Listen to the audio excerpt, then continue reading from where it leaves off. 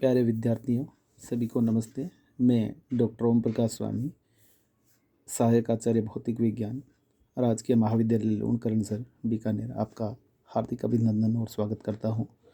BSc second year की पिछली क्लासों में अपन ने ऊष्मागतिकी के अंदर मैक्सवेल समीकरणों के अनुप्रयोग पढ़े थे। अनुप्रयोगों में अपन ने विशिष्ट ऊष्माओं का अंतर निकाला था, आदर्श गैस के लिए और वास्तविक गैस के लिए। उसके अलावा अपन ने क्लॉसियस-क्लैपेरॉन समीकरण निकाली थी और उसमें अपन ने दाब परिवर्तन का गलनांक और क्वथनांक के साथ रिलेशन स्थापित किया था। आज अपन प्रत्यास्थता गुणांकों का अनुपात ज्ञात करेंगे। रुद्धोष्म आयतन प्रत्यास्थता गुणांक और समतापी आयतन प्रत्यास्थता गुणांक है, उनका अनुपात अपन निकालेंगे। KS और KT का अनुपात अपन ज्ञात करेंगे कि वो कितना अपने को प्राप्त होता है। प्रत्यास्थता गुणांक अपने कितने प्रकार के होते हैं? 3 प्रकार के होते हैं। ठोसों में यंग प्रत्यास्थता गुणांक Y होता है, जो क्या होता है? तनन प्रतिबल और तनन विकृति का अनुपात होता है। दूसरे नंबर पे आता है अपने आयतन प्रत्यास्थता गुणांक बल्क मॉडुलस K, जो क्या होता है? अभिलंब प्रतिबल बटे में आयतन विकृति होता है। अभिलंब प्रतिबल एक तरीके से दाब को ही रिप्रेजेंट करता है। दाब या दाबांतर बटे में आयतन विकृति है, वो हो जाएगा अपना आयतन प्रत्यास्थता गुणांक। तो यहाँ से अपने पास में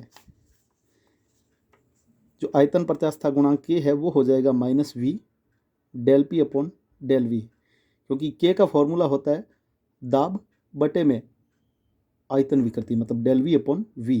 तो बटे में V था, इसको मैंने ऊपर भेज दिया है, तो K बराबर आएगा -V del P upon del T। रुद्धोष्म प्रक्रम में क्या होता है? एंट्रोपी नियत रहती है, S कांस्टेंट रहता है, तो KS बराबर हो जाएगा -V del P upon del V at constant S। Equation number हो गई है फर्स्ट। और समतापी प्रक्रमों में क्या होता है? तापमान नियत रहता है, तो KT अपन ने लिखा है, T का मतलब समतापी प्रक्रम है, T कांस्टेंट है, बराबर -V del P upon del V at constant T हो गया है। अब इन दोनों का अनुपात अपने को निकालना है, KS और KT का। तो मैंने समीकरण नंबर जो 1 थी और 2 थी, इनका विभाजन कर दिया, 1 में 2 का भाग दे दिया, तो KS बटा KT है वो निकल जाएगा -V del P upon del V at constant S, और बटे में -V del P upon del V at constant T। V से V कैंसिल हो जाएगा और ये माइनस चिन्ह भी कैंसिल आउट हो जाएगा। जो 4 पद बचेंगे, KS अपॉन KT लेफ्ट में, राइट में del P upon del V at constant S, और अपॉन में del P upon del V at constant T अपने बचेगा। बटे वाले अब मैंने क्या किया है, इसके अंदर डेल T की ऊपर नीचे गुणा करा दी है, और बटे वाले के अंदर डेल S की ऊपर नीचे मैंने गुणा करा दी है। तो अब 1, 2, 3 और 4 पद अपने पास आ गए हैं। इन 2 पदों में S कांस्टेंट है, इन 2 पदों में क्या है? T कांस्टेंट है।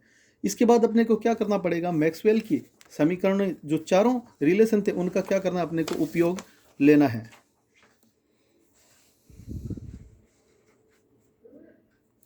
तो KS अपॉन KT ये आ जाएगा। इसको इक्वेशन नंबर मैंने क्या लगा दिया है?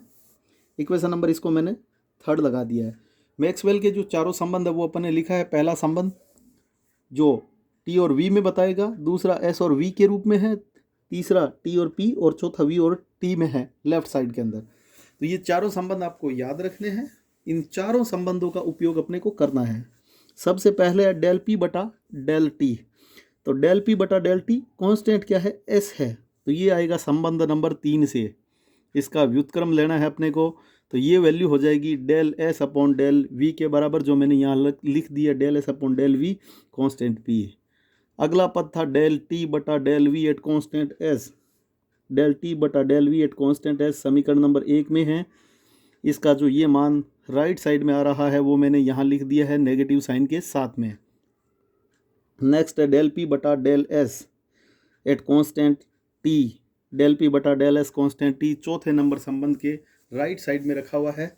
इसका जो मान आएगा डेल V बाई, इसका जो मान आएगा del P upon del S at constant T का, वो अपन ने यहाँ रख दिया है, जो है del T upon del V at constant P के बराबर। और चौथा है del S upon del V at constant T, del S upon del V at constant T. इसका राइट में ये जो मान पड़ा है वो मैंने अपन ने यहाँ रख दिया है। ये रखने के बाद में जो टर्म कैंसिल आउट हो रही है उसको अपन ने क्या कर दिया, कैंसिल कर दिया है, और इक्वेशन को थोड़ा शॉर्ट आउट कर दिया। नेगेटिव साइन क्या हो रहा है, ऊपर नीचे कैंसिल हो रहा था, इसको अपन ने कैंसिल कर दिया है। इसमें पी है, इसमें भी पी है, तो मैंने क्या किया, इसको ऊपर भेज दिया है अपोजिट साइन करते हुए, सॉरी ऊपर भेज दिया है, तो डेल वी ऊपर चला जाएगा और डेल टी आ जाएगा बटे में del V upon del T. इसी प्रकार से इसको भी मैंने ऊपर भेज दिया है, या यूँ कहें दूसरे वाले पद को मैंने क्या कर दिया है, नीचे बुला लिया है। तो del P by del S था, नीचे आके ये हो जाएगा del S upon del P, ये पद आ जाएगा। इसमें डेल वी से डेल वी कैंसिल, और बटे वाले में डेल पी से डेल पी कैंसिल हो जाएगा। तो के एस बटा के टी हो जाएगा del S by del T at constant P, और बटे में del S by del T of constant V. मैंने टी की ऊपर नीचे गुणा करा दी, तो टी डी एस होता है डी क्यू के बराबर, टी डी एस हो जाएगा डी क्यू बटा डी टी, और टी डी एस होता है डी क्यू बटा डी टी। ऊपर वाला है कांस्टेंट पी पर और नीचे वाला है कांस्टेंट वी पर। तो ये तो हो गया सी पी और ये हो गया सी वी। तो के एस बटा के टी है वो होगा C P upon C V के, और C P upon C V का मान होता है किसके बराबर होता है, गामा के बराबर होता है। इसको अपन एडियाबेटिक रेशियो और ऊर्ध्वस्म निष्पत्ति भी कहते हैं। अणुगति सिद्धांत के अंदर अपन ने पढ़ा भी है कि C P upon C V क्या होता है, गामा के बराबर होता है, या 1+2/f के बराबर होता है। f क्या होती है, स्वतंत्रता की कोटियाँ होती है, इसके इक्वल होता है। तो के एस अपॉन के टी बराबर C P upon C V equals to gamma. तो आज के लिए अपन इतना ही पढ़ेंगे। अगली टर्न पे अपन ये ऊष्मागत मैक्सवेल के संबंध है उनका जो लास्ट अनुप्रयोग है, नेक्स्ट अनुप्रयोग है जूल थॉमसन प्रभाव, ये पढ़ेंगे। आज के लिए इतना ही, धन्यवाद।